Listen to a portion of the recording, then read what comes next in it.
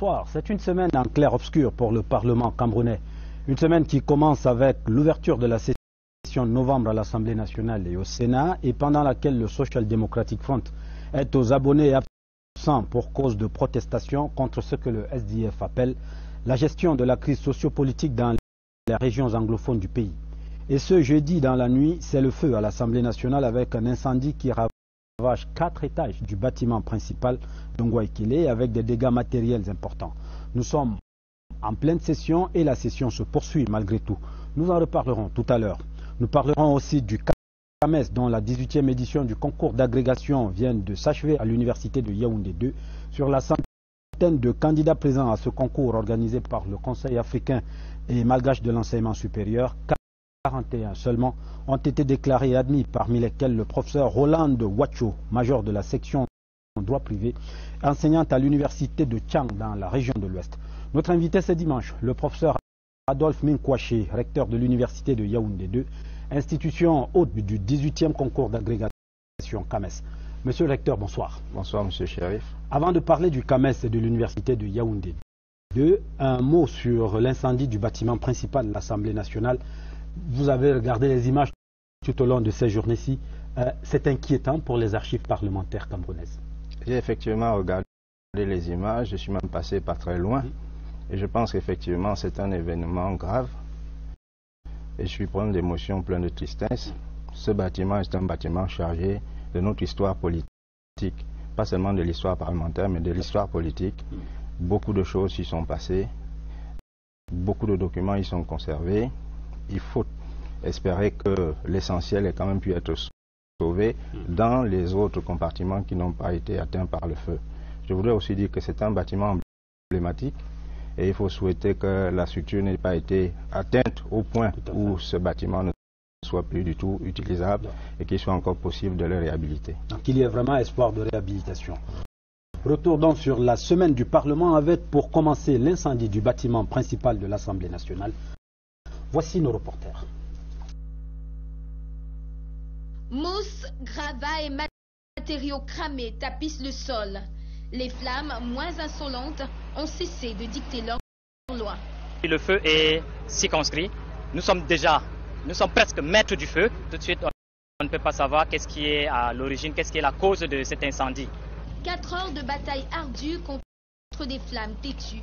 Une tâche complexifiée par des difficultés opérationnelles. Nous avons une bouche d'incendie ici, mais elle n'est pas disponible. Il n'y a pas d'eau dans cette bouche. Là, nous avons engagé 5 fourgons avec 60 sapeurs-pompiers. 30 minutes pour recharger les camions songrus sur un site à 5 km du lieu du sinistre. Les flammes poursuivent leur course folle. En face, les secours sont tendus, mais téméraires.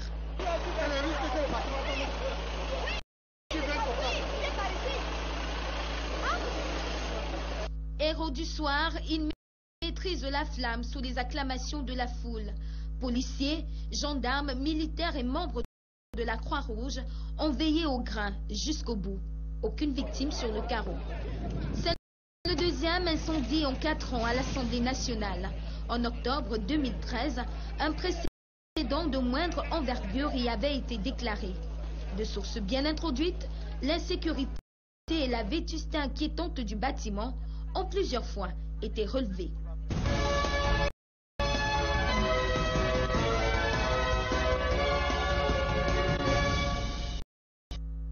En ce jour de rentrée parlementaire, toutes les parties prenantes ont honoré la première sortie de cette dernière session ordinaire de l'année législative qui s'achève. De nombreux lauriers ont été récoltés en international par les élus de la nation pendant l'intersession, signe d'une diplomatie parlementaire fort active. Le chef de chambre, dans son discours d'ouverture de session, a adressé ses vives félicitations aux heureux élus. Le très honorable Cavaillé Guédibril annonce par ailleurs une autre bonne nouvelle, la construction dans les tout prochains jours du nouveau palais de l'Assemblée nationale, un don de la République populaire de Chine. Également évoqué la situation dans les régions du nord-ouest et du sud-ouest du pays. Je salue ainsi à leur juste valeur les récentes missions d'apaisement conduites sur le terrain sur les très hautes instructions du chef de l'État, par le Premier ministre, chef du gouvernement et toutes ses équipes.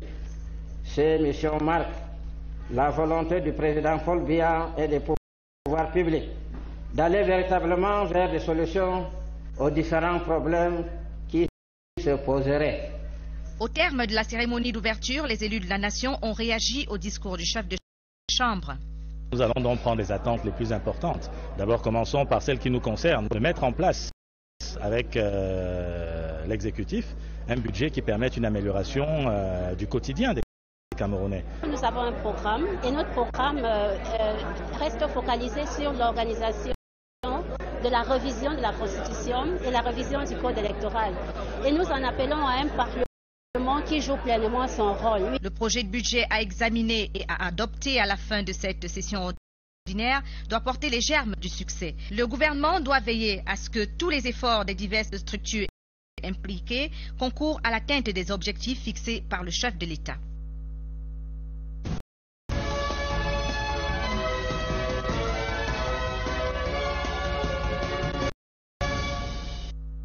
La troisième session ordinaire de l'année législative est généralement consacrée à l'examen et au vote de la loi de finances et du budget.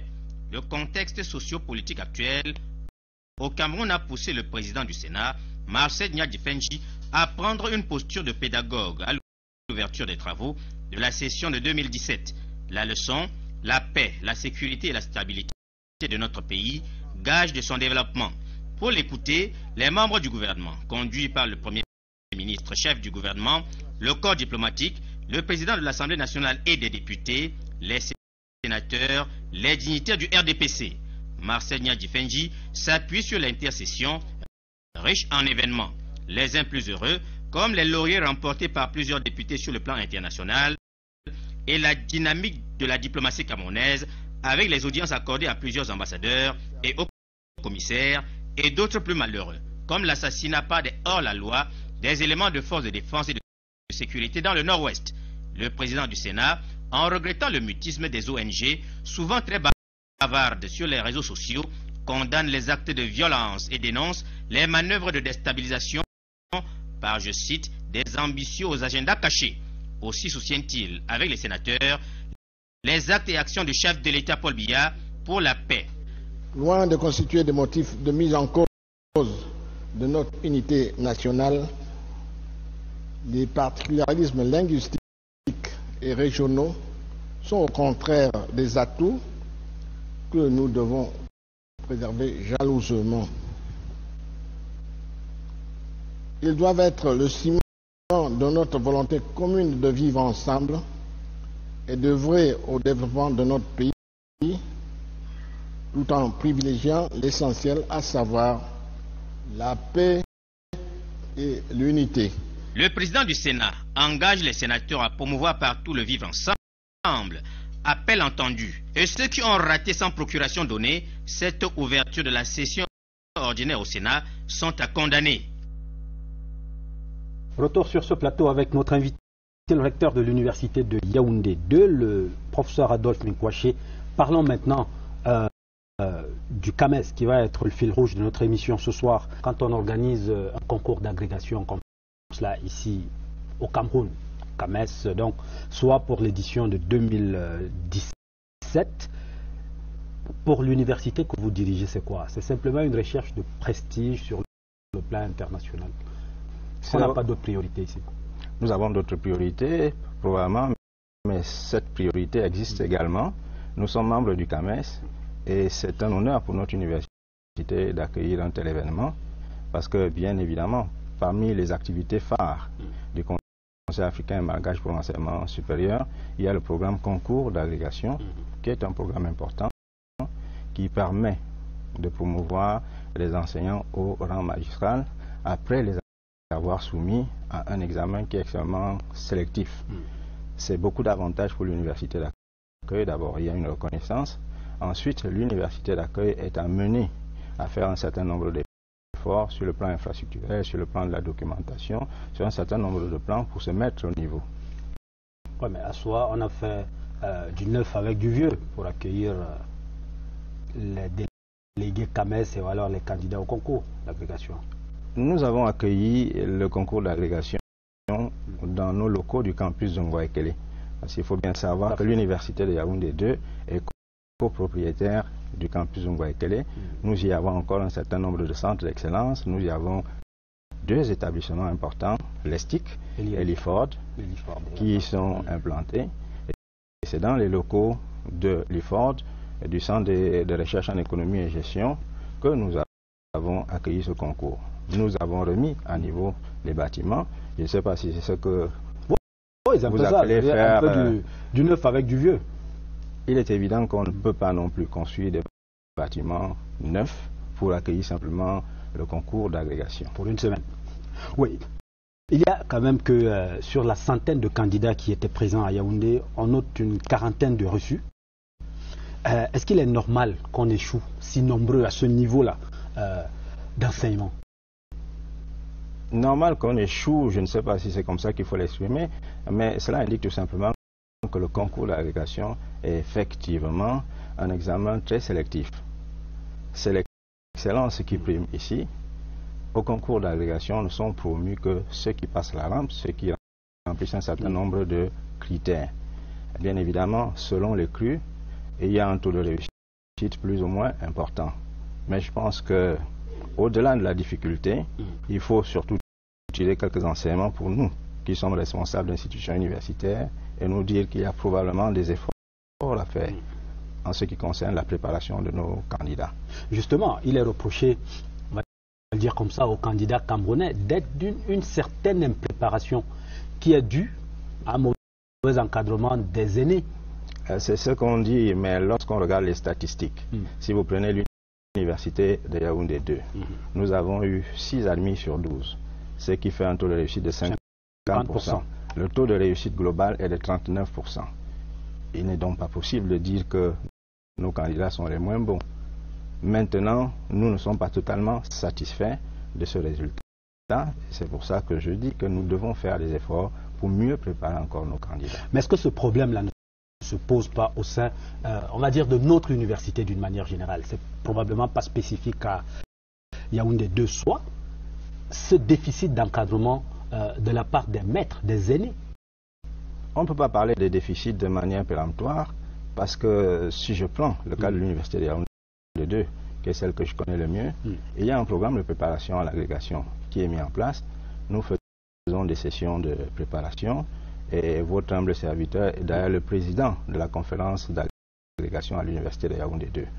Donc nous organisons des sessions de préparation. C'est vrai qu'en dehors de ces sessions, il est important que les maîtres prennent les plus jeunes par la main, même de manière informelle. C'est ce qui a souvent été fait. Peut-être que cette fois-ci, ça n'a pas été fait au niveau souhaité. Encore une fois, il y a certainement des choses à corriger. Vous allez dire que c'est peut-être de la caricature, mais on le dit et on le redit à longueur d'année et de journée pour ce qui est de nos universités, c'est que quand les maîtres ont traversé le gué, ils ferment ou alors ils partent avec la pagaie et la pirogue. C'est-à-dire qu'on ferme la porte après pour que les autres ne parviennent pas effectivement à franchir cet obstacle-là. Est-ce que ce n'est pas un vrai problème chez nous? On ne peut pas généraliser. Peut-être qu'il y a des maîtres qui ne savent pas prendre les plus jeunes par la main, mais on ne peut pas généraliser, M. Chérif. Le moi est haïssable, mais vous avez devant vous un maître qui a véritablement à cœur de former. Et ma fierté, c'est d'avoir chaque fois, dans notre écurie de préparation, si vous me permettez cette expression, le major depuis les 8 derniers concours. Depuis les 8 derniers concours en droit privé. Donc il y en a quand même qui sont ouverts. Le major est un Camerounais.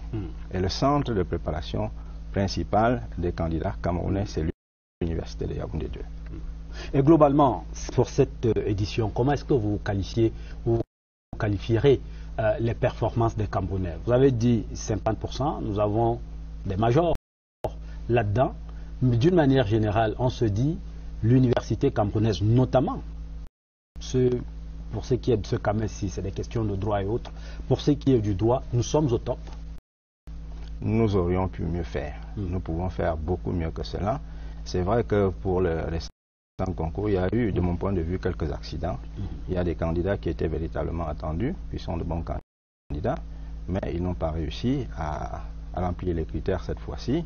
Ça peut arriver, c'est un concours. Mais de manière générale, je pense que nous n'avons pas été ridicules, mais nous ne devons pas nous contenter de ne pas être ridicules. Nous avons de grandes ambitions pour notre université, et notamment l'université de Yaoundé 2. Nous voulons être une des meilleures universités d'Afrique reconnues comme telle. Et naturellement, il y a un palmarès à l'issue du concours d'agrégation qui permet de jauger le niveau des différentes universités. Il est donc important que chaque université ait véritablement à cœur de présenter des bons candidats pour avoir des bons résultats à ce concours d'agrégation. Je vous propose de regarder quelques images de ce concours d'agrégation CAMES tenu à l'université de Yaoundé 2. Ce sont des images captées par notre reporter Agnès Solange Abessolo. La fine fleur de la chevalerie camerounaise pour cette dernière session du CAMES vient de l'université de Tchang à l'ouest. Madame Sorel Ouacho est la majeure de sa section, le droit privé, une consécration. J'ai représenté mon université et mon pays et je suis fière d'avoir fait ce qu'on attendait de nous.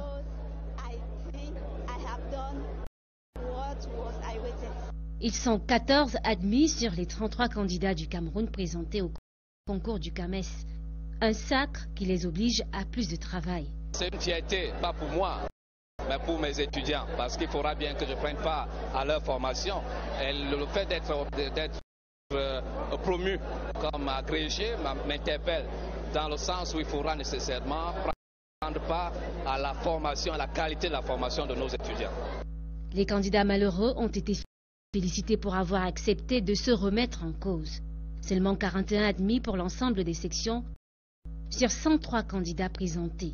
Une stagnation de la dynamique du prestigieux concours scientifique selon le CAMES.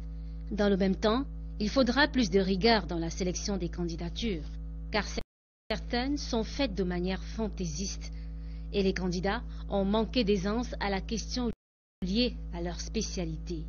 D'accord parti avec le Cameroun, hôte de cette 18e session du CAMES, il va falloir redoubler de rigueur dans la sélection des candidats et renforcer leur processus de préparation pédagogique.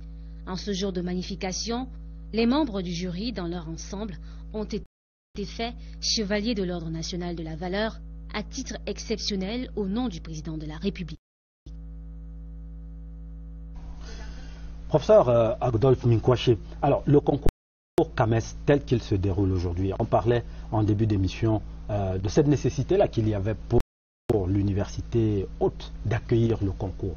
Mais franchement, au sortir du concours, que gagne soit en dehors du prestige d'avoir abrité ce concours-là? Concrètement, on gagne quoi? Quelques ouvrages laissés sur place et autres? On ne peut pas dire quelques ouvrages. Nous avons acquis un nouveau fonds documentaire de 5000 titres. Nous sommes totalement à jour de ce point de vue. Et pour les étudiants en doctorat, et même pour l'ensemble des enseignants-chercheurs, c'est quelque chose d'absolument important. Les travaux de thèse vont pouvoir être menés sur place, sans avoir besoin de se déplacer. Nous avons remis à niveau un certain nombre de bâtiments qui accueillent nos centres d'excellence et des écoles de référence. Et en plus de cela, nous nous sommes enrichis de 6 nouveaux professeurs agrégés. Autrement dit, nous avons renforcé notre ressource humaine et vous savez que le capital humain, c'est la première ressource qu'il faut avoir pour imaginer qu'on peut faire un certain nombre de choses importantes pour la réalisation des ambitions que nous avons pour cette université. Alors, comment on fait pour être dans ce qu'on pourrait appeler le sein des saints, c'est-à-dire les 12 candidats camerounais? Ils sont sélectionnés comment? Il y avait 33 candidats camerounais, c'est l'université Yaoundé 2 qui en avait 12. Chaque université présente ses candidats selon ses propres modalités.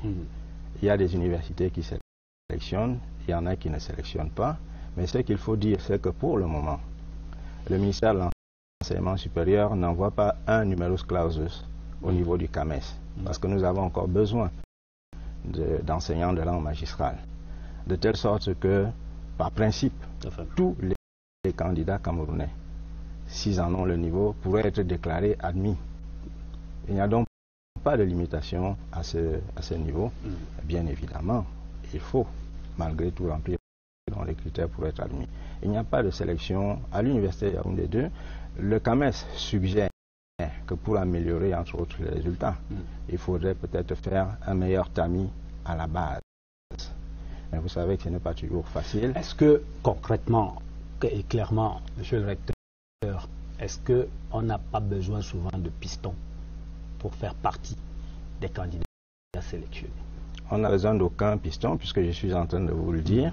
Aucun candidat de l'université de Yaoundé 2, par exemple, remplissant les conditions, n'a été refusé, tout au moins en ce qui concerne la candidature. Maintenant, il se trouve que les critères pour être candidat ont changé pour ce dernier concours. Avant ce concours, on pouvait se présenter en ayant simplement le grade de chargé de cours au Cameroun, notre grade interne. Le CAMES a décidé que désormais il faut avoir le grade de maître assistant au niveau du CAMES. Il faut donc candidater à ce niveau-là pour être qualifié. Et de ce point de vue, nous avons un certain nombre de chargés de cours qui soit n'ont pas candidaté pour être maître assistant au CAMES, soit alors ont candidaté et leur candidature a été infructueuse. Si on peut parler de sélection pour le dernier concours, voilà le seul critère qui a joué et qui n'est pas un critère national, qui est un critère du CAMES. Alors, il y a donc la filière CAMES, si l'on ose dire, et ceux qui ne rentrent pas dans ces filières-là font comment? Ceux qui ne rentrent pas, quand vous dites la filière CAMES, vous parlez du concours d'agrégation. Absolument. Et il y a la voie longue, la voie qui est dite longue, la voie de la promotion par le comité consultatif des institutions universitaires, qui est notre voie interne, par laquelle on peut également accéder au grade de maître de conférence quand on est chargé de cours. Alors, il y en a qui vous disent que cette voie longue-là, c'est un peu trop fort rabais. Je ne dirais pas cela. Vous dites non? Je dis non. Je dis non. Mais comme dans tous les systèmes d'évaluation, il est possible que certains passent à travers le tamis, malgré tout. Mais de manière générale, je dis que c'est une voie qui est tout à fait crédible. Au surplus, je dirais qu'au-delà des titres qu'on peut décerner aux uns et aux autres, le plus important, in fine, c'est ce qu'on fait. Est-ce qu'on est un bon enseignant? Est-ce qu'on est un bon chercheur? Est-ce qu'on remplit convenablement ses missions? Je crois qu'une fois qu'on est professeur agrégé ou qu'on est professeur par l'autre voie, c'est ça qui est le plus important. Parlons maintenant de, on va dire, de la vie à l'université de Yaoundé 2, qui a donc accueilli le concours d'agrégation CAMES, mais la vie quand même à l'université de Yaoundé 2, hors concours d'agrégation CAMES. Vous y êtes recteur depuis quelques mois, 4, 5 mois, par là. 4 mois, oui. Quelle est l'université que vous avez trouvée, enfin, trouvée entre guillemets, parce que vous vivez là-dedans depuis, on va dire, des lustres? Oui, j'ai trouvé, en tant que recteur, une université qui est pleine de promesses, parce qu'elle a un potentiel important, mais une université où il y a encore beaucoup de choses à faire, notamment en termes d'existence sur le plan infrastructurel. C'est une université qui reste totalement à construire. Il faut la construire sur le plan infrastructurel, il faut améliorer la perception qu'on en a. Est-ce qu'il est normal que 25 ans après, on tienne encore ce discours de c'est une université qu'il faut construire? Cela commence à dater. Oui, le 19 janvier prochain, ça va faire 25 ans, effectivement. Il n'est peut-être pas normal de tenir ce discours, mais il faut le tenir parce que c'est le discours de la vérité. Nous avons 300 hectares qui sont encore inexploités. L'université de Yaoundé 2 à soi demeure une université à construire physiquement. Est-ce qu'on se donne les moyens de ces constructions-là, d'infrastructures à soi? Est-ce que finalement on ne gère pas cette université-là? C'est un peu au jour le jour, on essaie de contenter les étudiants, on contente les profs et on avance petit à petit sans que véritablement rien ne change fondamentalement finalement. Ce que nous voulons justement changer, c'est que nous voulons passer de cette gestion, on va dire au jour le jour, à une gestion programmatique. Nous avons mis en chantier un plan stratégique de développement. Nous avons déjà parachevé pratiquement le schéma directeur d'aménagement, mais surtout, nous formulons un grand projet qui est celui de faire de cette université une ou un technopôle de sciences sociales. Ça, c'est votre trouvaille à vous, Technopole des sciences sociales. Avant vous, on a entendu fondation, avant vous, on a entendu... Chaque recteur qui arrive vient avec son expression savante. Concrètement, qu'est-ce que ça veut dire exactement? Cela veut dire Technopole des sciences sociales. Le Technopole des sciences sociales, l'idée de Technopole renvoie à celle de pôle d'excellence. Habituellement, et sur le plan historique, on parlait de technopole lorsqu'il s'agit de sciences dures et de technologies. Le concept n'est pas beaucoup utilisé en sciences sociales. C'est en quoi nous voulons innover, c'est de dire que ce concept peut être également importé dans les sciences sociales, parce qu'au cœur du technopole ou de la technopole, il y a l'idée d'innovation. On peut très bien imaginer aussi l'innovation en ce qui concerne les sciences sociales. Cela dit, lorsque nous affirmons cela, nous voulons agir sur trois principaux leviers. Nous voulons accroître l'attractivité de notre université, sa compétitivité et sa visibilité. L'idée de Technopole, ça veut dire une université qui est bien ancrée dans son environnement. Une université qui n'est pas fermée sur elle, mais une université qui est ouverte et une université qui est utile et qui nous donne un certain nombre de partenariats pour véritablement être utile à la société. Nous appelons les sociétés, nous appelons l'État à venir vers l'université parce que nous entendons véritablement être une sorte de bureau d'études pour l'État, une sorte de laboratoire pour l'État pour l'aider à formuler les meilleures solutions pour les éléments de complexité auxquels elle doit répondre. Voilà notre ambition, une université utile à la société, l'idée de Technopole. Alors, une université utile à la société qui n'a pas suffisamment d'infrastructures, mais qui fait portes ouvertes aux étudiants. C'est-à-dire que tout le monde vient, tout le monde y entre, et les effectifs ne font que gonfler, gonfler, gonfler. On va s'arrêter un jour pour vraiment penser soi en termes, on va dire, plus rationnels. Ce problème de la massification des effectifs qui est sous-entendu dans votre question n'est pas propre à l'université de Yaoundé 2. On peut le voir de diverses manières. On pourrait dire que c'est la rançon du succès. Nous avons un certain nombre de nos jeunes compatriotes qui remplissent les conditions d'accès à l'enseignement supérieur. Faut-il décider de sélectionner tous azimuts? Je pense que pour le moment, ce n'est pas l'option du gouvernement. Il faut donner la possibilité à tous ceux qui, remplissant les conditions, veulent continuer à l'enseignement supérieur. Maintenant, il faut aménager les choses de manière à ce que la qualité de la formation qui est donnée ne soit pas affectée, mais surtout que nous formions véritablement ces étudiants à des métiers pour assurer leur employabilité. Ce n'est pas facile. Nous y travaillons tous les jours. D'où le grand programme, par exemple, de professionnalisation qui est au cœur des activités de l'université aujourd'hui, qui devrait nous permettre d'aller au-delà de la dispensation des enseignements, des connaissances, mais véritablement pour outiller nos étudiants pour que nos produits, entre guillemets, soient véritablement vendables. À propos justement de professionnalisation, il y a on va dire une rumeur qui court en ce moment sur la place étudiante de Yaoundé notamment, sur justement les filières professionnalisantes de soie qui menacent de fermer, dit-on. Les filières professionnalisantes de soie ne menacent pas de fermer. Il se trouve qu'il y a une évaluation qui a été commandée par la haute hiérarchie de l'État, les services du Premier ministre, le ministère de l'Enseignement supérieur, qui a demandé de faire le point dans toutes les universités sur le fonctionnement des filières professionnelles.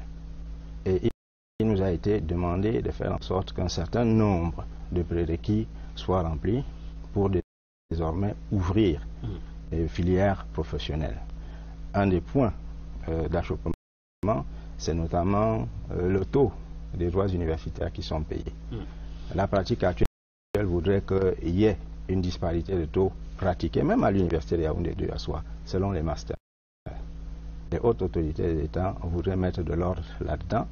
On nous a demandé de produire les études économiques qui nous ont permis de fixer tel ou tel taux. Et ensuite, à la fin, je crois que... Ça s'était fait comme ça au pif. On se dit, bon, ici on paye 500 000, alors 1 million. Disons qu'il n'y avait pas une réflexion globale, mais il y avait certainement une réflexion au niveau des porteurs de ces masters. Il est question de mettre tout cela en cohérence pour que finalement le conseil d'administration approuve, mais surtout à l'avenir, il me semble que ce qui pourrait être fait, c'est que comme pour le taux de 50 000 francs, ces autres taux soient fixés par un décret du président de la République. Alors, est-ce qu'il n'y a pas eu, bon, on ne va pas dire tromperie sur la marchandise, mais le fait quand même que les porteurs de master, comme vous dites, se soient engouffrés simplement dans une voie qui a été ouverte par les hautes autorités. On a dit, il faut professionnaliser, il faut professionnaliser. Et on nous a servi, passez-moi l'expression, souvent n'importe quoi. Pas toujours, pas toujours. Le fonctionnement n'est pas nécessairement optimal, mais je voulais d'abord insister sur cette circonstance qu'il était important de mettre en place ces formations professionnelles. Maintenant, à la pratique, on peut constater un certain nombre de dysfonctionnements et il nous appartient de corriger ces dysfonctionnements pour que ces filières, qui sont encore une fois très importantes, fonctionnent au mieux, parce que ce sont ces filières qui permettent d'assurer au mieux l'employabilité de nos étudiants. Donc on ne va pas crier à rose sur le baudet pour rien. Il s'agit simplement d'améliorer ce qui se fait actuellement, mais il n'est pas question, et ça je voudrais rassurer les uns et les autres, de fermer les filières professionnelles. Nous voulons en améliorer le fonctionnement. Nous allons continuer notre entretien dans un instant. Le temps pour nous de repartir du côté de nos machines. Parlons des autres sujets de l'actualité nationale de la semaine avec nos reporters. C'est dans un cérémonial teinté des mêmes instants de solennité qu'au premier jour que s'est déroulée la cérémonie de clôture des assises ordinaires du 9e sous-comité des directeurs généraux des douanes de l'Union africaine. Ce rendez-vous, marqué par des débats relatifs à la nouvelle dynamique à donner au commerce intra-africain, se distingue par ses recommandations. Tout ce qui concerne la formation, parce que les ressources humaines, tout le monde est d'accord que c'est la plus grande des richesses. Il y a une autre richesse qu'il faudra tenir compte aussi, c'est le partage d'informations. Donc tout cela intra-douane africaine. Dans son allocution de clôture, le ministre des Finances, Alamine Ousmane Mey, a salué la qualité des réflexions menées au cours de ces assises et a mis en relief l'impact de la douane dans le développement économique. Plusieurs recommandations sont aussi relatives à la sécurité des frontières, à l'interconnexion des données et à l'usage systématique des outils préconisés par l'Organisation mondiale du commerce et l'Organisation mondiale des douanes. La recommandation forte, c'est que l'Union africaine puisse, avec l'appui de l'Organisation mondiale des douanes, sensibiliser tous les différents pays, les différentes administrations douanières aux outils d'analyse et de collecte des données pour pouvoir prendre des décisions qui vont dans le sens de la compétitivité de leurs différentes économies. Plusieurs voies ont ainsi été définies comme schéma matriciel à suivre pour intensifier les échanges commerciaux entre pays africains. Il reste à rendre toutes ces recommandations effectives par une coopération renforcée à l'effet d'inscrire les douanes africaines sur le chemin de la modernité.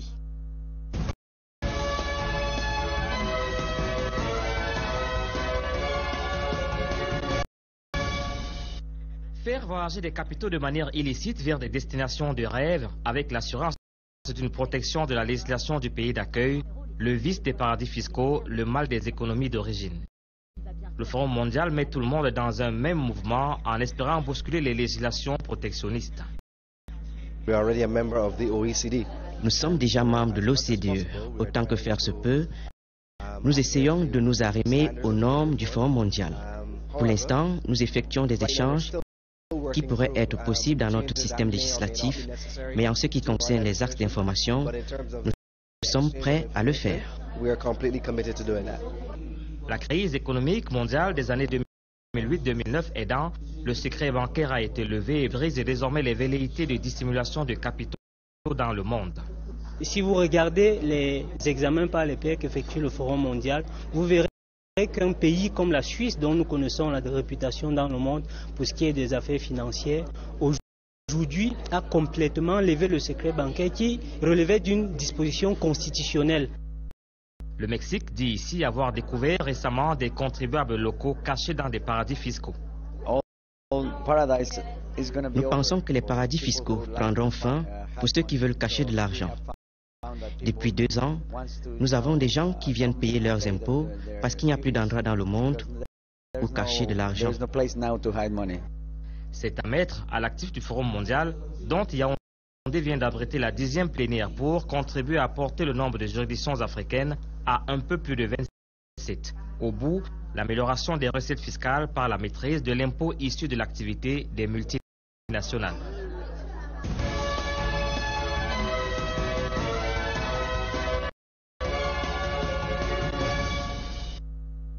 Les 15 et 16 novembre 2002 à Yaoundé, la première dame camerounaise, Mme Chantal Biya, convainquait ses sœurs premières dames d'Afrique à signer au Palais des Congrès de Yaoundé l'acte de naissance constitutif des synergies africaines contre le sida et les souffrances. Avant novembre 2002, la première dame camerounaise mettait à profit le sommet Afrique-France de janvier 2001 pour engager ses sœurs premières dames d'Afrique à plus d'engagement dans la lutte contre le sida.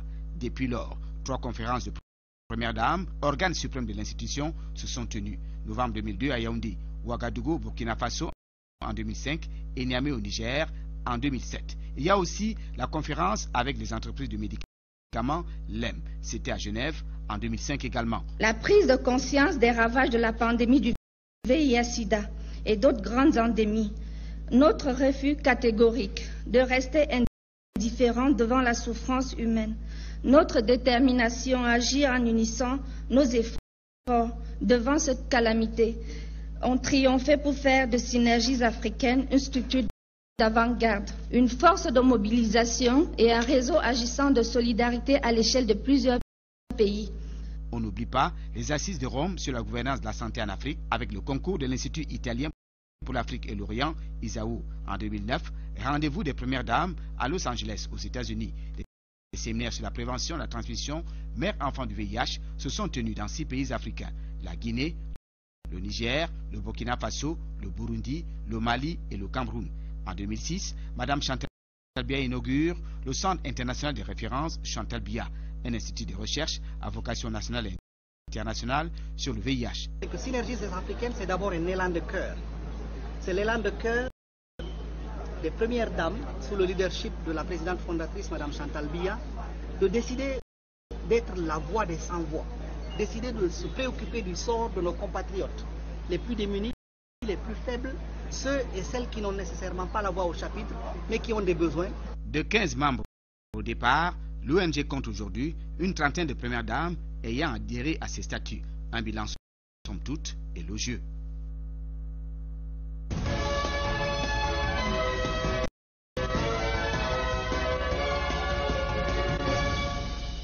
Pendant que certains jeunes ont encore du mal à se décider sur leur futur choix de carrière, d'autres ont déjà leur chemin tracé. Je voudrais poursuivre mes études en France parce qu'avec un âge un peu restreint, j'ai beaucoup plus d'opportunités et il y a déjà la langue qui est un peu plus facile. J'ai fait une formation de base en génie des mines et je souhaite me spécialiser dans le domaine de la géophysique à l'étranger. Une chose est de vouloir obtenir un emploi stable, mais encore faut-il y parvenir. La difficulté s'impose davantage quand on n'a pas le profil recherché. Un problème que vient résoudre heureusement le Salon pour la promotion des études françaises. C'est d'accompagner l'étudiant dans son projet d'études. S'il sait ce qu'il veut faire, s'il ne sait pas ce qu'il veut faire comme étude, mais qu'il sait ce qu'il veut faire comme métier, le but du conseil d'orientation, c'est de l'accompagner dans le choix de l'école, dans le classement de ses vœux, parfois de lui faire passer son entretien de motivation. Au-delà de l'orientation académique et professionnelle, l'ambassade de France au Cameroun, à travers Campus France, accompagne les jeunes dans leur démarche d'inscription ou d'obtention de bourse dans les universités et écoles supérieures françaises. Première chose, se connecter sur le site camerounais de Campus France, créer un dossier, télécharger ses bulletins de notes et copies de diplôme. Ensuite, il sera invité à passer un entretien avec Campus France une fois qu'il a son inscription. Il informe Campus France qu'il a eu son inscription pour telle ou telle formation et lui permettre d'obtenir un avis favorable avant d'entamer ses démarches consulaires. Voilà de quoi vous aider à franchir le pas pour vous qui hésitez encore.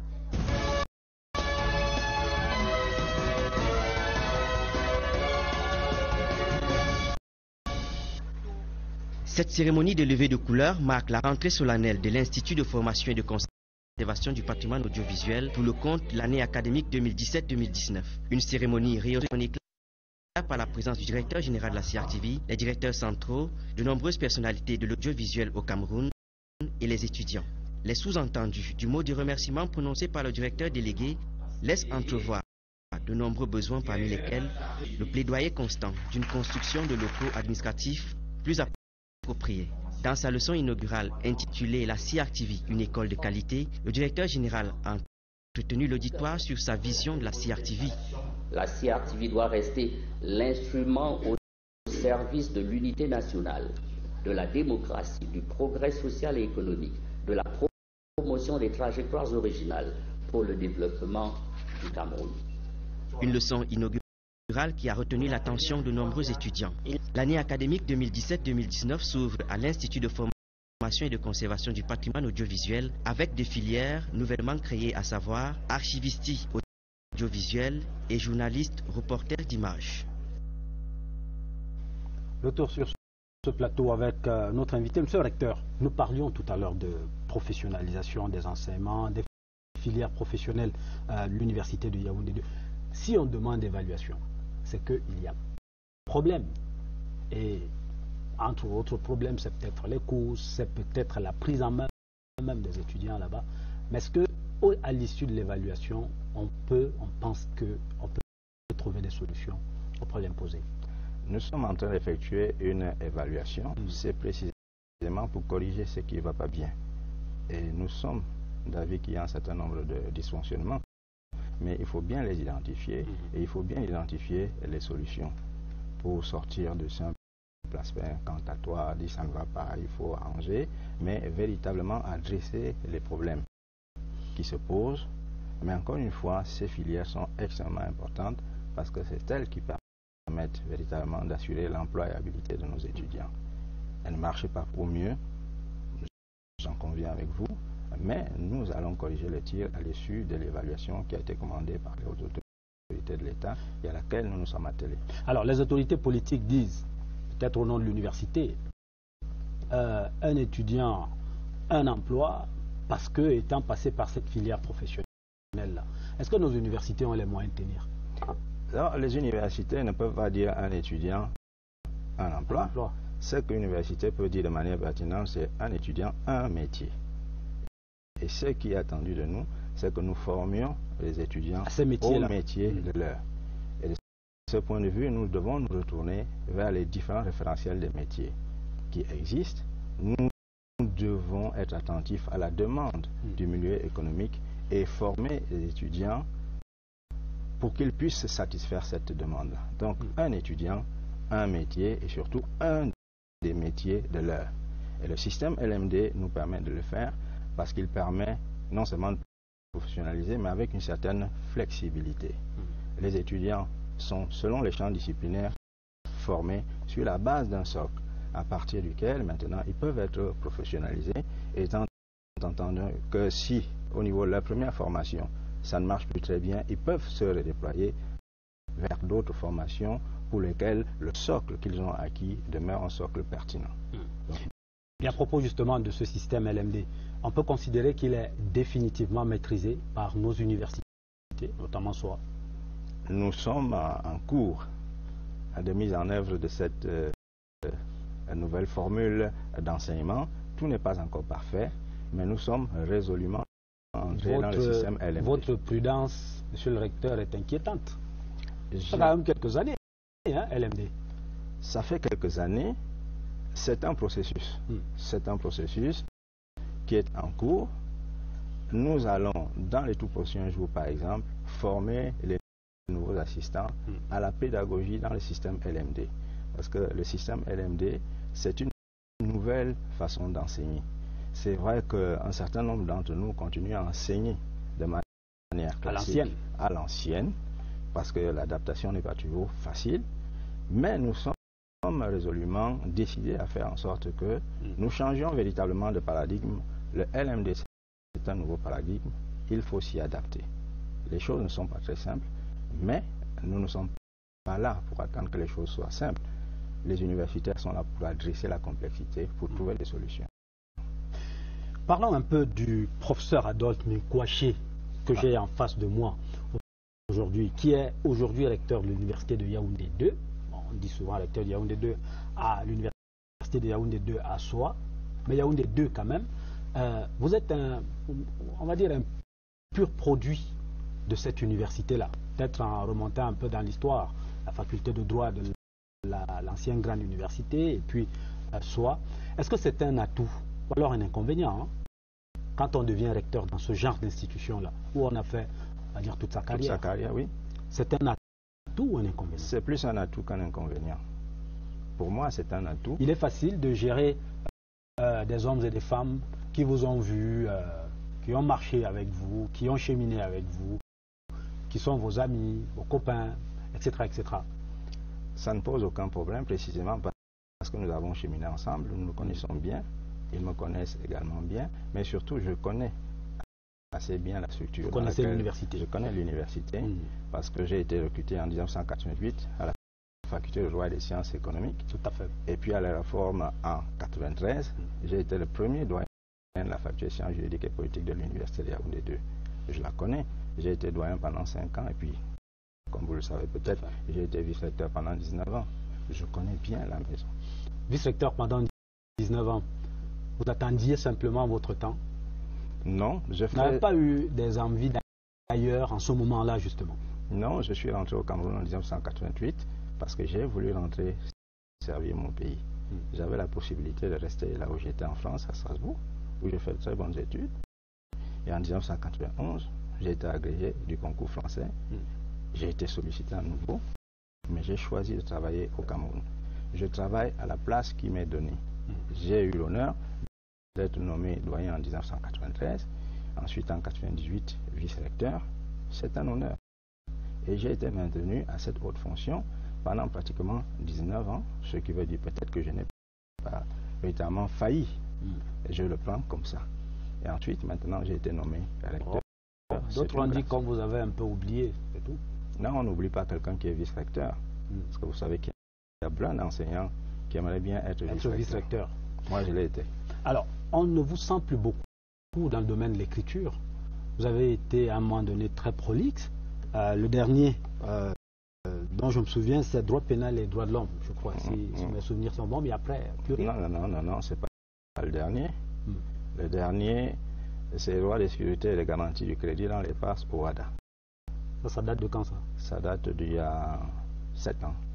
Maintenant, ça, ce sont les ouvrages, pas les articles. Bon, maintenant, les articles, j'ai la deuxième édition de cet ouvrage, qui est en 2 tomes, la deuxième édition qui est pratiquement achevée. J'ai le traité de droit pénal général, qui est mon espèce de testament, on va dire, universitaire, qui va paraître dans les tout prochains mois. Voilà qui nous rassure, parce qu'on s'inquiétait de ce qu'on aimait bien vous lire. S'il y en a un qui continue à travailler comme professeur, comme enseignant, comme chercheur, c'est moi, contrairement à ce que certains pourraient dire. Alors, la technopole des sciences sociales, de façon concrète, vous, votre ambition pour SOA, c'est quoi exactement?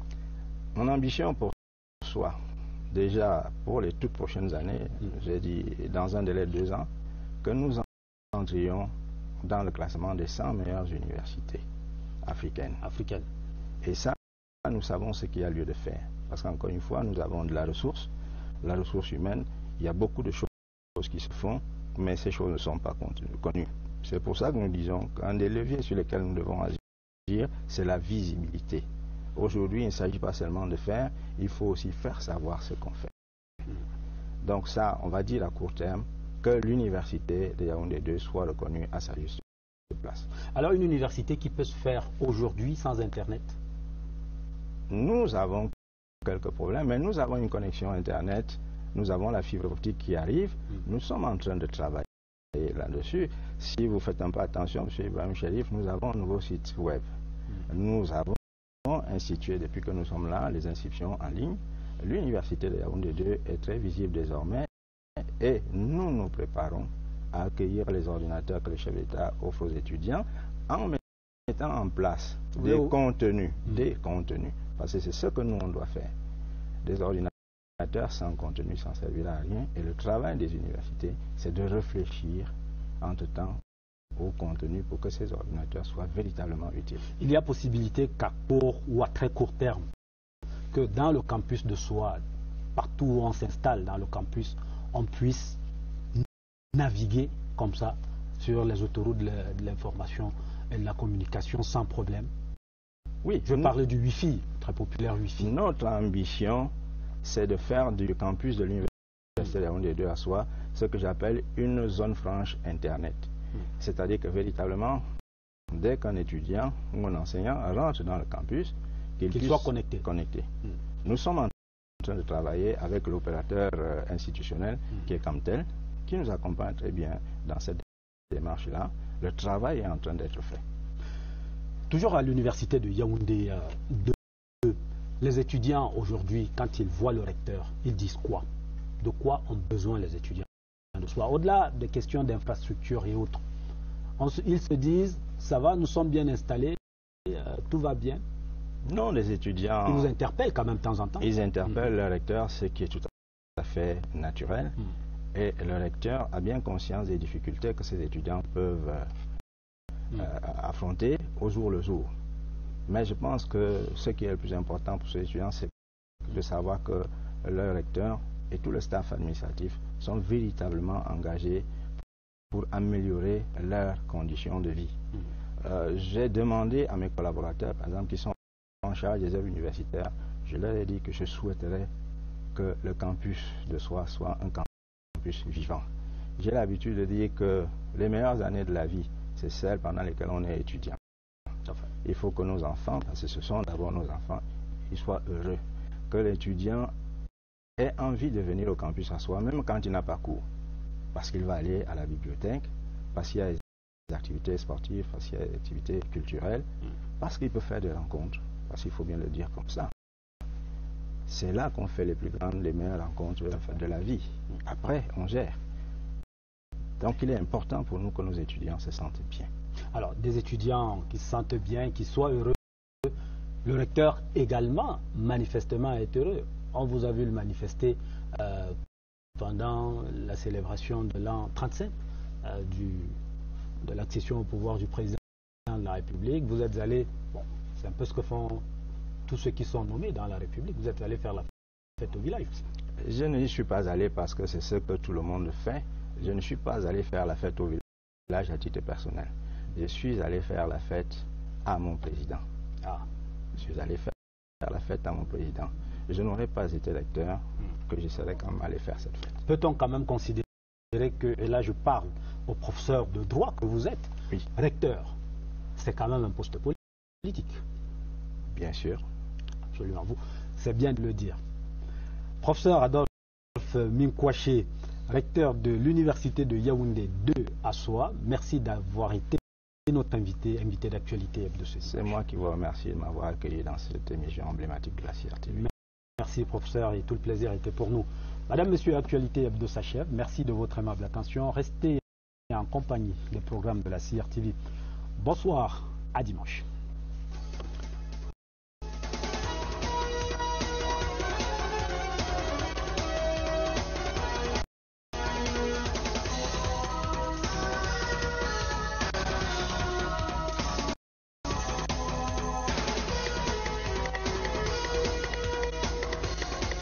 Besoin souvent de pistons pour faire partie des candidats sélectionnés.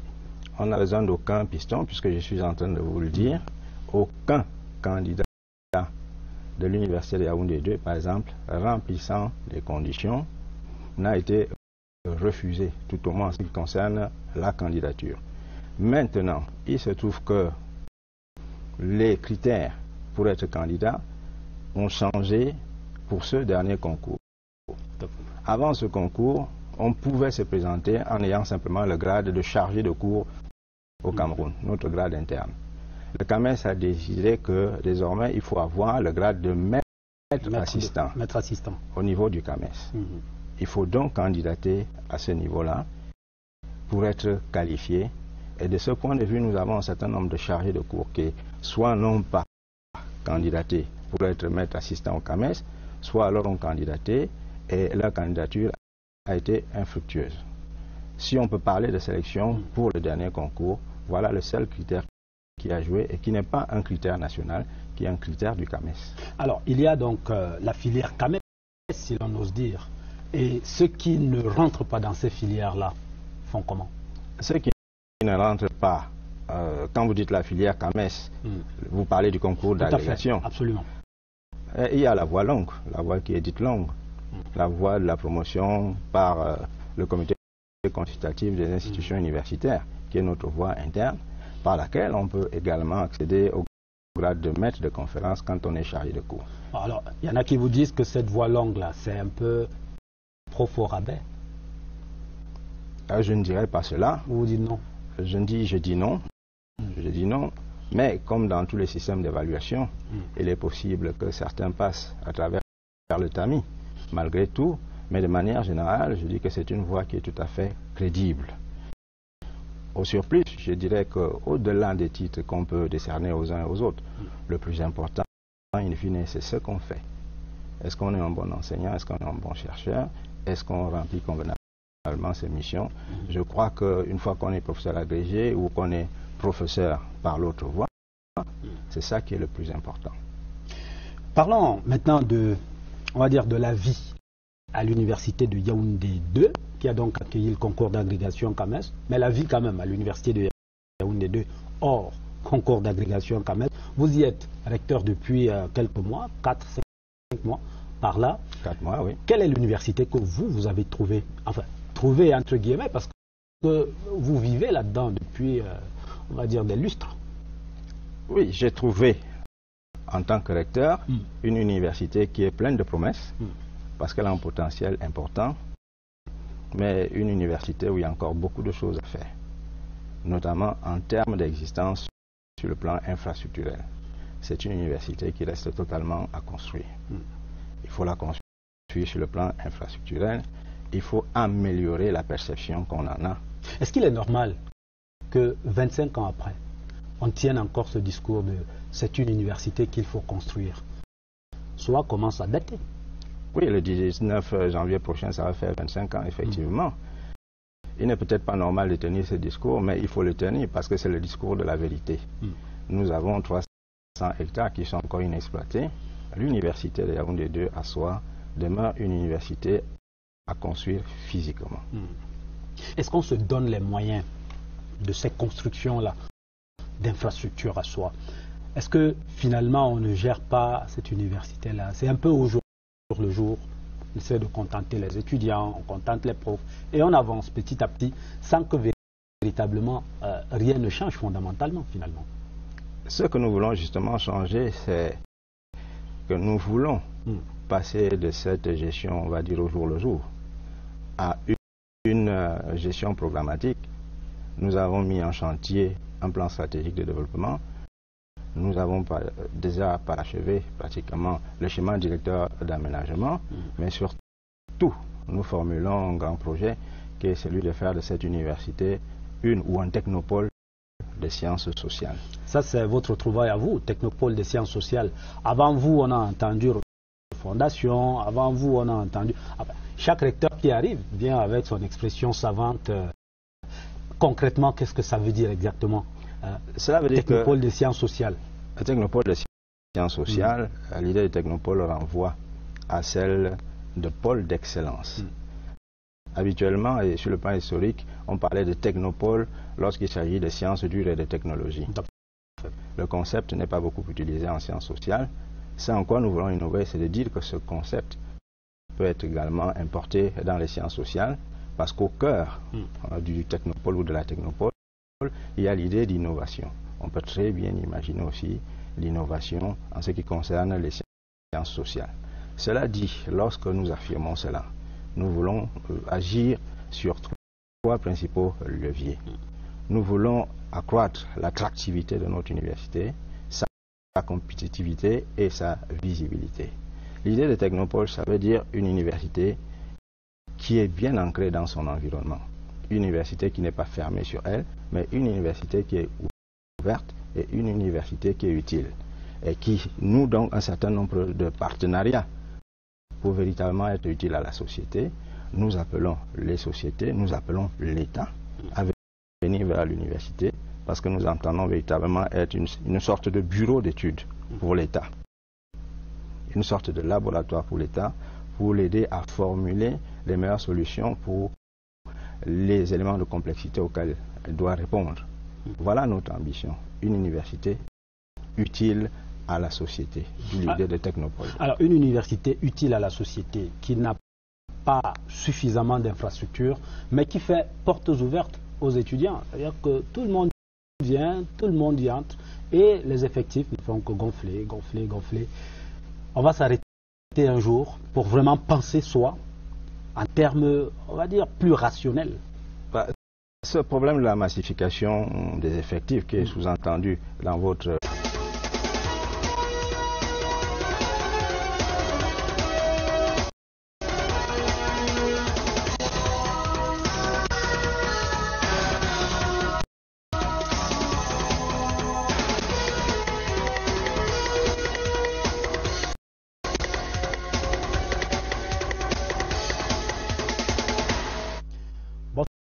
C'est une semaine en clair-obscur pour le Parlement camerounais.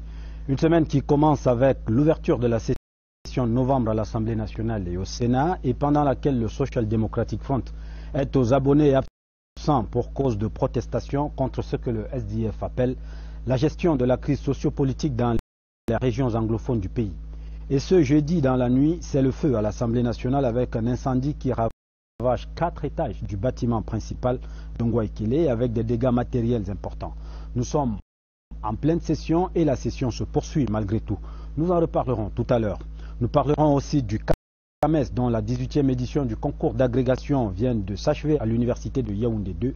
Sur la centaine de candidats présents à ce concours organisé par le Conseil africain et malgache de l'enseignement supérieur, 41 seulement ont été déclarés et admis, parmi lesquels le professeur Roland Wacho, major de la section droit privé, enseignante à l'université de Tchang dans la région de l'Ouest.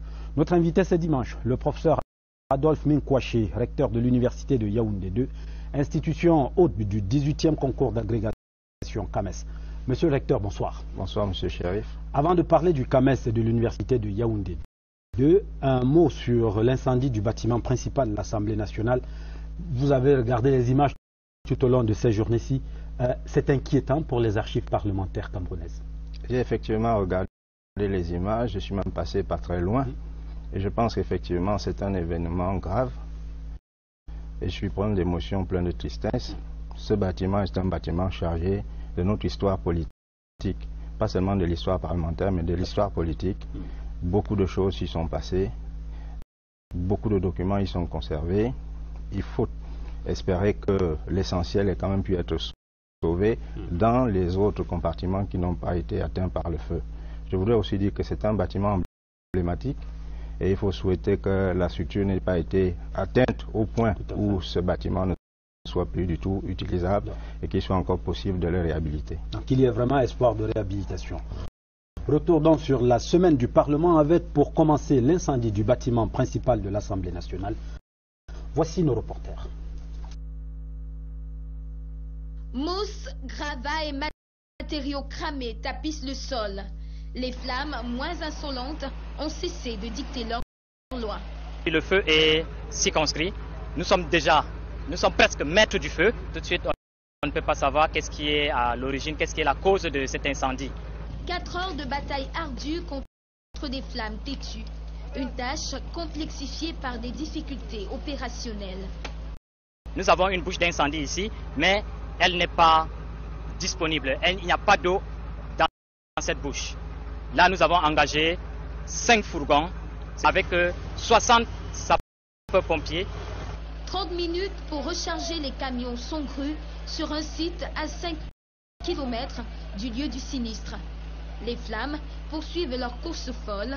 En face, les secours sont tendus, mais téméraires.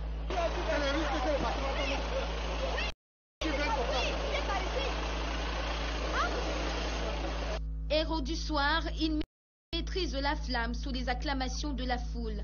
Policiers, gendarmes, militaires et membres de la Croix-Rouge ont veillé au grain jusqu'au bout. Aucune victime sur le carreau. C'est le deuxième incendie en 4 ans à l'Assemblée nationale. En octobre 2013, un précédent de moindre envergure y avait été déclaré. De sources bien introduites, l'insécurité et la vétusté inquiétante du bâtiment ont plusieurs fois été relevées.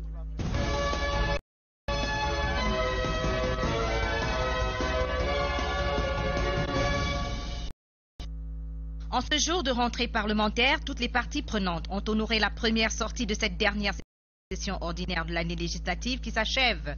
De nombreux lauriers ont été récoltés en international par les élus de la nation pendant l'intersession, signe d'une diplomatie parlementaire fort active. Le chef de chambre, dans son discours d'ouverture de session, a adressé ses vives félicitations aux heureux élus. Le très honorable Cavaillé Guédibril annonce par ailleurs une autre bonne nouvelle, la construction dans les tout prochains jours du nouveau palais de l'Assemblée nationale, un don de la République populaire de Chine. Également évoqué la situation dans les régions du nord-ouest et du sud-ouest du pays. Je salue ainsi à leur juste valeur les récentes missions d'apaisement conduites sur le terrain sur les très hautes instructions du chef de l'État par le Premier ministre, chef du gouvernement et toutes ses équipes. Ces missions marquent la volonté du président Paul Biya et des pouvoirs publics d'aller véritablement vers des solutions aux différents problèmes qui se poseraient. Au terme de la cérémonie d'ouverture, les élus de la nation ont réagi au discours du chef de chambre. Nous allons donc prendre les attentes les plus importantes. D'abord, commençons par celles qui nous concernent, de mettre en place avec l'exécutif un budget qui permette une amélioration du quotidien des Camerounais. Nous avons un programme et notre programme reste focalisé sur l'organisation de la révision de la Constitution et la révision du Code électoral.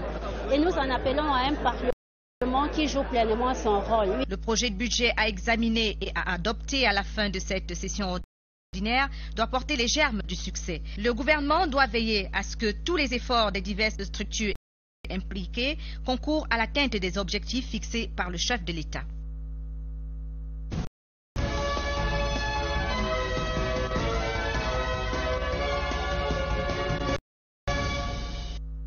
La troisième session ordinaire de l'année législative est généralement consacrée à l'examen et au vote de la loi de finances et du budget. Le contexte socio-politique actuel au Cameroun a poussé le président du Sénat, Marcel question n'est pas propre à l'université de Yaoundé 2. On peut le voir de diverses manières. On pourrait dire que c'est la rançon du succès. Nous avons un certain nombre de nos jeunes compatriotes qui remplissent les conditions d'accès à l'enseignement supérieur. Faut-il décider de sélectionner tous azimuts? Je pense que pour le moment, ce n'est pas l'option du gouvernement. Il faut donner la possibilité à tous ceux qui, remplissant les conditions, veulent continuer à l'enseignement supérieur. Maintenant, il faut aménager les choses de manière à ce que la qualité de la formation qui est donnée ne soit pas affectée, mais surtout que nous formions véritablement ces étudiants à des métiers pour assurer leur employabilité. Ce n'est pas facile. Nous y travaillons tous les jours. D'où le grand programme, par exemple, de professionnalisation qui est au cœur des activités de l'université aujourd'hui, qui devrait nous permettre d'aller au-delà de la dispensation des enseignements, des connaissances, mais véritablement pour outiller nos étudiants pour que nos produits, entre guillemets, soient véritablement vendables. À propos justement de professionnalisation, il y a on va dire une rumeur qui court en ce moment sur la place étudiante de Yaoundé notamment, sur justement les filières professionnalisantes de soie qui menacent de fermer, dit-on. Les filières professionnalisantes de soie ne menacent pas de fermer. Il se trouve qu'il y a une évaluation qui a été commandée par la haute hiérarchie de l'État, les services du Premier ministre, le ministère de l'Enseignement supérieur, qui a demandé de faire le point dans toutes les universités sur le fonctionnement des filières professionnelles. Et il nous a été demandé de faire en sorte qu'un certain nombre de prérequis soient remplis pour désormais ouvrir les filières professionnelles. Un des points d'achoppement, c'est notamment le taux des droits universitaires qui sont payés. La pratique actuelle voudrait qu'il y ait une disparité de taux pratiquée, même à l'université de Yaoundé 2 à soi, selon les masters. Les hautes autorités de l'État voudraient mettre de l'ordre là-dedans. On nous a demandé de produire les études économiques qui nous ont permis de fixer tel ou tel taux. Et ensuite, à la fin, je crois que... Ça s'était fait comme ça au pif. On se dit, bon, ici, on paye 500 000, alors 1 million. Disons qu'il n'y avait pas une réflexion globale, mais il y avait certainement une réflexion niveau des porteurs de ces masters. Il est question de mettre tout cela en cohérence pour que finalement le conseil d'administration approuve, mais surtout à l'avenir, il me semble que ce qui pourrait être fait, c'est que comme pour le taux de 50 000 francs, ces autres taux soient fixés par un décret du président de la République. Alors, est-ce qu'il n'y a pas eu, bon, on ne va pas dire tromperie sur la marchandise, mais le fait quand même que les porteurs de master, comme vous dites, se soient engouffrés simplement dans une voie qui a été ouverte par les hautes autorités. On a dit, il faut professionnaliser, il faut professionnaliser. Et on nous a servi, passez-moi l'expression, souvent n'importe quoi. Pas toujours, pas toujours. Le fonctionnement n'est pas nécessairement optimal, mais je voulais d'abord insister sur cette circonstance qu'il était important de mettre en place ces formations professionnelles.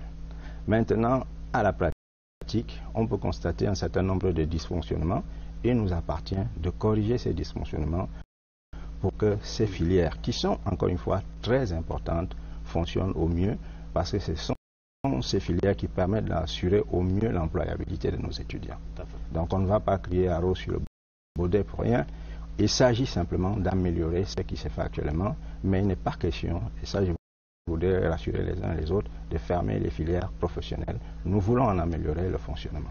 Nous allons continuer notre entretien dans un instant. Le temps pour nous de repartir du côté de nos machines. Parlons des autres sujets de l'actualité nationale de la semaine avec nos reporters.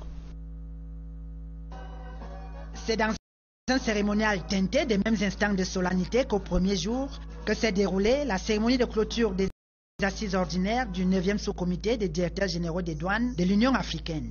Ce rendez-vous, marqué par des débats relatifs à la nouvelle dynamique à donner au commerce intra-africain, se distingue par ses recommandations.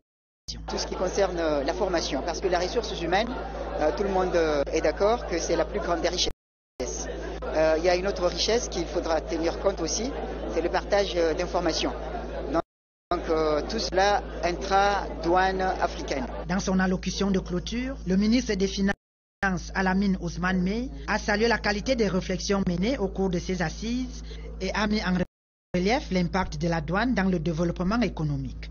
Plusieurs recommandations sont aussi relatives à la sécurité des frontières, à l'interconnexion des données et à l'usage systématique des outils préconisés par l'Organisation mondiale du commerce et l'Organisation mondiale des douanes. La recommandation forte, c'est que l'Union africaine puisse, avec l'appui de l'Organisation mondiale des douanes, sensibiliser tous les différents pays, les différentes administrations douanières aux outils d'analyse et de collecte des données pour pouvoir prendre des décisions qui vont dans le sens de la compétitivité de leurs différentes économies. Plusieurs voies ont ainsi été définies comme schéma matriciel à suivre pour intensifier les échanges commerciaux entre pays africains.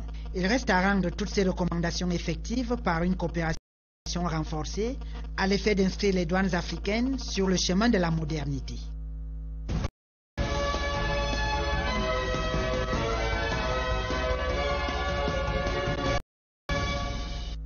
Faire voyager des capitaux de manière illicite vers des destinations de rêve avec l'assurance d'une protection de la législation du pays d'accueil, le vice des paradis fiscaux, le mal des économies d'origine.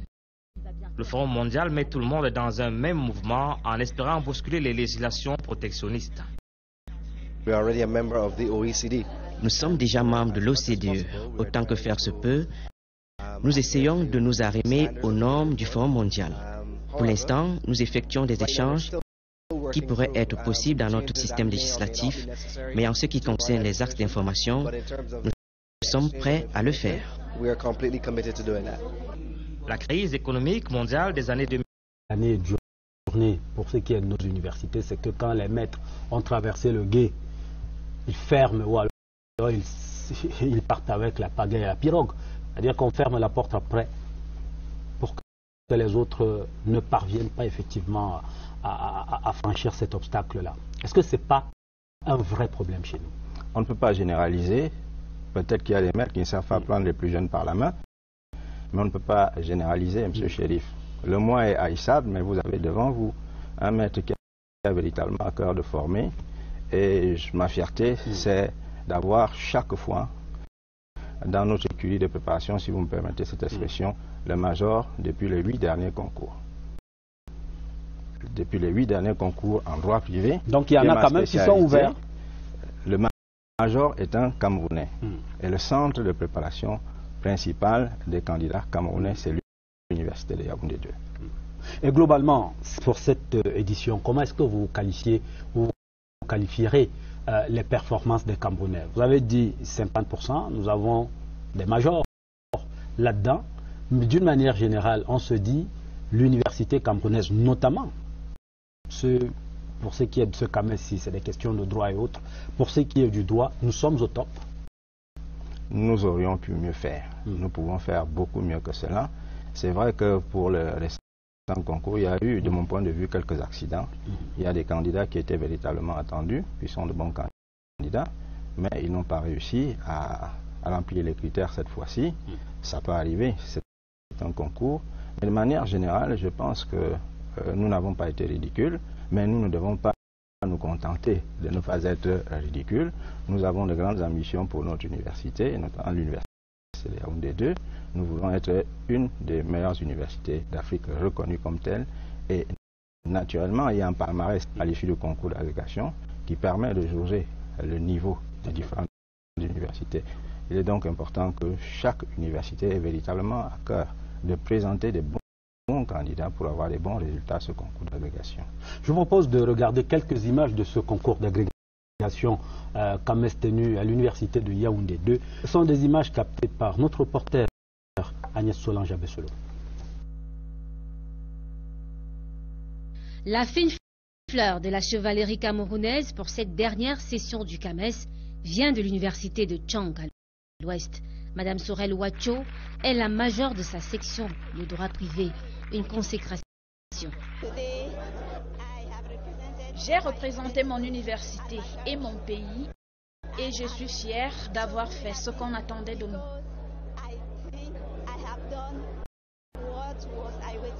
Ils sont 14 admis sur les 33 candidats du Cameroun présentés au concours du CAMES. Un sacre qui les oblige à plus de travail. C'est une fierté, pas pour moi, mais pour mes étudiants, parce qu'il faudra bien que je prenne part à leur formation.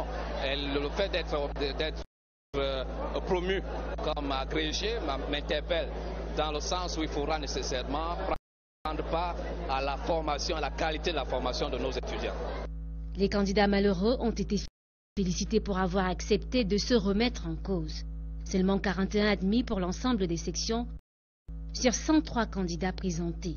Une stagnation de la dynamique du prestigieux concours scientifique selon le CAMES. Dans le même temps, il faudra plus de rigueur dans la sélection des candidatures, car certaines sont faites de manière fantaisiste et les candidats ont manqué d'aisance à la question liée à leur spécialité. D'accord parti avec le Cameroun, hôte de cette 18e session du CAMES, il va falloir redoubler de rigueur dans la sélection des candidats et renforcer leur processus de préparation pédagogique. En ce jour de magnification, les membres du jury, dans leur ensemble, ont été faits chevaliers de l'Ordre national de la valeur à titre exceptionnel au nom du président de la République. Professeur Adolphe Minkwaché, alors le concours CAMES tel qu'il se déroule aujourd'hui, on parlait en début d'émission de cette nécessité-là qu'il y avait pour l'université haute d'accueillir le concours. Mais franchement, au sortir du concours, que gagne soit en dehors du prestige d'avoir abrité ce concours-là? Concrètement, on gagne quoi? Quelques ouvrages laissés sur place et autres? On ne peut pas dire quelques ouvrages. Nous avons acquis un nouveau fonds documentaire de 5000 titres. Nous sommes totalement à jour de ce point de vue. Et pour les étudiants en doctorat, et même pour l'ensemble des enseignants-chercheurs, c'est quelque chose d'absolument important. Les travaux de thèse vont pouvoir être menés sur place sans avoir besoin de se déplacer. Nous avons remis à niveau un certain nombre de bâtiments qui accueillent nos centres d'excellence et des écoles de référence. Et en plus de cela, nous nous sommes enrichis de 6 nouveaux professeurs agrégés. Autrement dit, nous avons renforcé notre ressource humaine et vous savez que le capital humain, c'est la première ressource qu'il faut avoir pour imaginer qu'on peut faire un certain nombre de choses importantes pour la réalisation des ambitions que nous avons pour cette université. Alors, comment on fait pour être dans ce qu'on pourrait appeler le saint des saints, c'est-à-dire les 12 candidats camerounais? Ils sont sélectionnés comment? Il y avait 33 candidats camerounais, c'est l'université Yaoundé 2 qui en avait 12. Chaque université présente ses candidats selon ses propres modalités. Il y a des universités qui sélectionnent, il y en a qui ne sélectionnent pas, mais ce qu'il faut dire, c'est que pour le moment, le ministère de l'Enseignement supérieur n'envoie pas un numerus clausus au niveau du CAMES, parce que nous avons encore besoin d'enseignants de langue magistrale, de telle sorte que, par principe, tous les candidats camerounais, s'ils en ont le niveau, pourraient être déclarés admis. Il n'y a donc pas de limitation à ce niveau. Bien évidemment, il faut, malgré tout, remplir les critères pour être admis. Il n'y a pas de sélection à l'université Yaoundé 2. Le CAMES suggère que pour améliorer, entre autres, les résultats, il faudrait peut-être faire un meilleur tamis à la base. Mais vous savez que ce n'est pas toujours facile. Est-ce que, concrètement et clairement, monsieur le recteur, est-ce qu'on n'a pas... à prendre une posture de pédagogue à l'ouverture des travaux de la session de 2017. La leçon, la paix, la sécurité et la stabilité de notre pays, gage de son développement. Pour l'écouter, les membres du gouvernement, conduits par le Premier ministre, chef du gouvernement, le corps diplomatique, le président de l'Assemblée nationale et des députés, les sénateurs, les dignitaires du RDPC. Marcel Nyadifenji s'appuie sur l'intercession riche en événements, les uns plus heureux, comme les lauriers remportés par plusieurs députés sur le plan international, et la dynamique de la diplomatie camerounaise avec les audiences accordées à plusieurs ambassadeurs et hauts commissaires, et d'autres plus malheureux, comme l'assassinat par des hors-la-loi des éléments de force de défense et de sécurité dans le nord-ouest. Le président du Sénat, en regrettant le mutisme des ONG, souvent très bavardes sur les réseaux sociaux, condamne les actes de violence et dénonce les manœuvres de déstabilisation par, je cite, des ambitieux aux agendas cachés. Aussi soutient-il, avec les sénateurs, les actes et actions du chef de l'État Paul Biya pour la paix. Loin de constituer des motifs de mise en cause de notre unité nationale, les particularismes linguistiques et régionaux sont au contraire des atouts que nous devons préserver jalousement. Ils doivent être le ciment de notre volonté commune de vivre ensemble et d'œuvrer au développement de notre pays, tout en privilégiant l'essentiel, à savoir la paix et l'unité. Le président du Sénat engage les sénateurs à promouvoir partout le vivre ensemble, appel entendu. Et ceux qui ont raté sans procuration donnée cette ouverture de la session ordinaire au Sénat sont à condamner. Retour sur ce plateau avec notre invité, le recteur de l'université de Yaoundé 2, le professeur Adolphe Minkwaché. Parlons maintenant du CAMES, qui va être le fil rouge de notre émission ce soir. Quand on organise un concours d'agrégation comme cela ici au Cameroun, CAMES, donc, soit pour l'édition de 2017, pour l'université que vous dirigez, c'est quoi? C'est simplement une recherche de prestige sur le plan international. On n'a pas d'autres priorités ici. Nous avons d'autres priorités, probablement, mais cette priorité existe également. Nous sommes membres du CAMES et c'est un honneur pour notre université d'accueillir un tel événement parce que, bien évidemment, parmi les activités phares du Conseil africain et malgache pour l'enseignement supérieur, il y a le programme concours d'agrégation qui est un programme important qui permet de promouvoir les enseignants au rang magistral après les avoir soumis à un examen qui est extrêmement sélectif. C'est beaucoup d'avantages pour l'université d'accueil. D'abord, il y a une reconnaissance. Ensuite, l'université d'accueil est amenée à faire un certain nombre d'efforts sur le plan infrastructurel, sur le plan de la documentation, sur un certain nombre de plans pour se mettre au niveau. Oui, mais à soi, on a fait du neuf avec du vieux pour accueillir les délégués CAMES et alors les candidats au concours d'agrégation. Nous avons accueilli le concours d'agrégation dans nos locaux du campus de Ngouaekele. Parce qu'il faut bien savoir que l'université de Yaoundé 2 est copropriétaire du campus de Ngouaekele.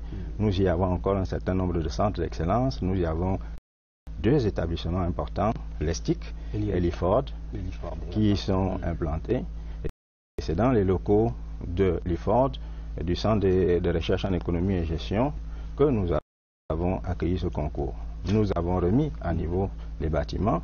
Je ne sais pas si c'est ce que vous appelez faire... Un peu du neuf avec du vieux. Il est évident qu'on ne peut pas non plus construire des bâtiments neufs pour accueillir simplement le concours d'agrégation. Pour une semaine. Oui. Il y a quand même que sur la centaine de candidats qui étaient présents à Yaoundé, on note une quarantaine de reçus. Est-ce qu'il est normal qu'on échoue si nombreux à ce niveau-là d'enseignement? Normal qu'on échoue, je ne sais pas si c'est comme ça qu'il faut l'exprimer, mais cela indique tout simplement que le concours d'agrégation est effectivement un examen très sélectif. C'est l'excellence qui prime ici. Au concours d'agrégation, ne sont promus que ceux qui passent la rampe, ceux qui remplissent un certain nombre de critères.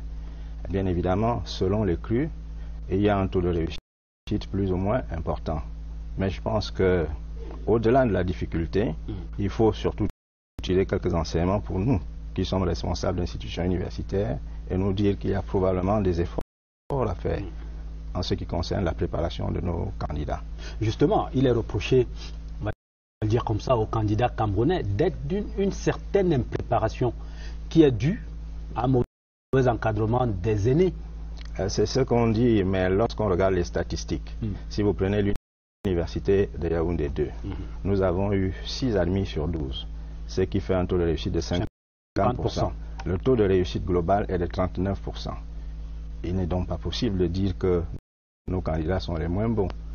Maintenant, nous ne sommes pas totalement satisfaits de ce résultat. C'est pour ça que je dis que nous devons faire des efforts pour mieux préparer encore nos candidats. Mais est-ce que ce problème-là ne se pose pas au sein, on va dire, de notre université d'une manière générale? C'est probablement pas spécifique à Yaoundé 2, soit ce déficit d'encadrement de la part des maîtres, des aînés. On ne peut pas parler de déficit de manière péremptoire, parce que si je prends le cas de l'université de Yaoundé 2, qui est celle que je connais le mieux, il y a un programme de préparation à l'agrégation qui est mis en place. Nous faisons des sessions de préparation, et votre humble serviteur est d'ailleurs le président de la conférence d'agrégation à l'université de Yaoundé 2. Donc nous organisons des sessions de préparation. C'est vrai qu'en dehors de ces sessions, il est important que les maîtres prennent les plus jeunes par la main, même de manière informelle. C'est ce qui a souvent été fait. Peut-être que cette fois-ci, ça n'a pas été fait au niveau souhaité. Encore une fois, il y a certainement des choses à corriger. Vous allez dire que c'est peut-être la caricature, mais on le dit et on le redit à longueur